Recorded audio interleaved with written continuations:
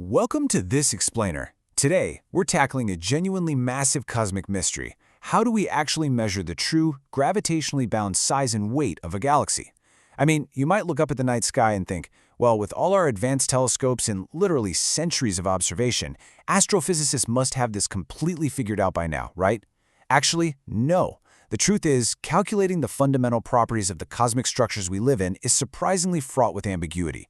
But today, we're going to look at a fascinating new framework that promises to finally solve this long-standing puzzle by looking at the universe through the lens of thermodynamics.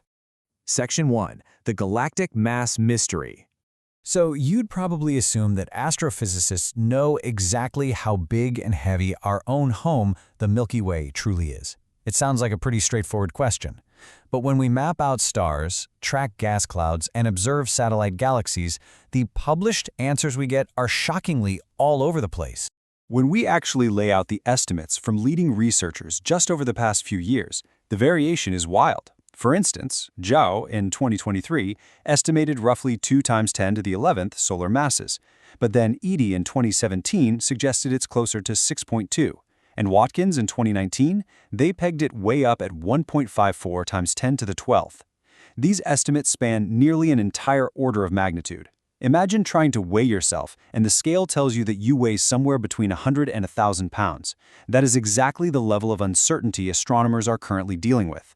Section 2. The Extrapolation Problem. Now, to understand why these numbers are so wildly different, we have to look closely at the mathematical tools astronomers traditionally use. The classical virial theorem is absolutely fantastic at measuring mass in the inner regions of a galaxy, where we can physically see stars and gas. We call that the observed tracer radius. But the ambiguity comes in because galaxies are mostly made up of a massive, invisible dark matter halo. The theorem completely fails to tell us how the density behaves out there in the dark, and worse, it doesn't tell us where that dark matter halo actually ends. As one of our sources points out, the discordant mass estimates arise almost entirely from, get this, arbitrary assumptions.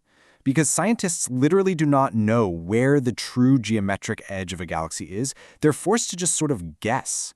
They use messy computational contours, maybe assuming the edge is wherever the density hits 200 times the background density of the universe. Different researchers pick different density profiles and different arbitrary cutoff points. It's essentially a really sophisticated guessing game. Section 3. A Cosmic Thermometer. But what if there was a way out of this guessing game? Well, a groundbreaking 2026 paper by Riccardo C. Storti proposes a truly elegant solution, introducing something called the manifold temperature. By using a dimensional analysis framework known as Buckingham pi theory, Storti derived a local space-time thermometer. Basically, since matter curves spacetime, this framework suggests that the local spacetime expansion rate right around a galaxy actually has an effective thermodynamic temperature. Think of it as the galaxy projecting its own gravitational heat into the space immediately surrounding it. And what's brilliant is how this framework leverages our ultimate universal baseline, the cosmic microwave background radiation. Rather than just viewing the 2.7255 Kelvin CMBR as residual heat from the Big Bang, in this model, it acts as the definitive thermodynamic signature of the background curvature of spacetime itself, sourced by dark energy. The entire cosmos essentially rests on this foundational baseline temperature. Section 4. The Geometric Boundary. Okay, so if we have the temperature of the galaxy's local spacetime and the background temperature of the universe, we can do something kind of magical. Instead of guessing where a galaxy ends using those arbitrary contours we talked about, we can identify a physical boundary called the splashback radius. Imagine matter falling into a galaxy's gravitational pull, swinging past the center and flying back out until it hits its maximum expansion before falling back in again. That turnaround point is the true dynamical edge of the gravitationally bound system. Honestly, it helps to think of a galaxy's edge like the surface of a cup of water. The liquid doesn't just fade out into the air infinitely, right? It stops exactly where its internal pressure reaches equilibrium with the atmospheric pressure surrounding it. A galaxy works the exact same way. The galaxy ends right where its local gravitational influence finally yields to the background cosmological curvature. So we can bring all these ideas together into a really beautiful closed system operation. First, we take the observational data we actually do have, the galaxy's apparent radius and its estimated inner mass. Next, we calculate exactly where the galaxy's manifold temperature perfectly matches that CMBR baseline of 2.7255 Kelvin.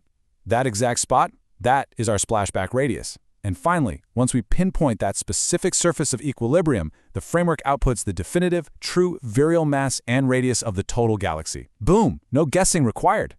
Section 5. Testing the theory. Now, in astrophysics, beautiful math isn't enough on its own. It has to match reality. And this is not just an elegant mathematical trick. What makes this such a massive paradigm shift is that it requires absolutely zero assumptions about how dark matter is distributed. It uses zero arbitrary truncation radii, and most impressively, it contains literally zero free parameters to artificially tweak the fit.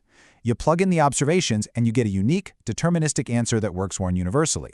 In fact, when researchers applied this to over 10,000 galaxies in the MANGA dataset, the framework converged perfectly. And what makes this truly good science is that it is entirely falsifiable. Astronomers can take the exact geometric boundary predicted by this thermodynamic framework and literally go look for it. By using observational techniques like weak gravitational lensing, where we can actually see the bending of light caused by the sharp drop in dark matter density right at a galaxy's edge, we can directly confirm if the predicted splashback radius matches up with reality. Interestingly, while running this framework on the MANGA dataset, researchers identified one highly unique galaxy, MANGA 114570004. This specific galaxy acts as a standard lighthouse. Its mass estimates converge perfectly with the CMBR-derived Hubble constant, which means it essentially sits perfectly still, with zero peculiar velocity relative to the cosmic background rest frame. Which leaves us with a pretty profound cosmic mystery to ponder as we wrap up this explainer. If unique galaxies like this standard lighthouse are perfectly anchored to the CMBR, what other secrets can this ultimate universal reference frame unlock about the history and the very structure of our universe?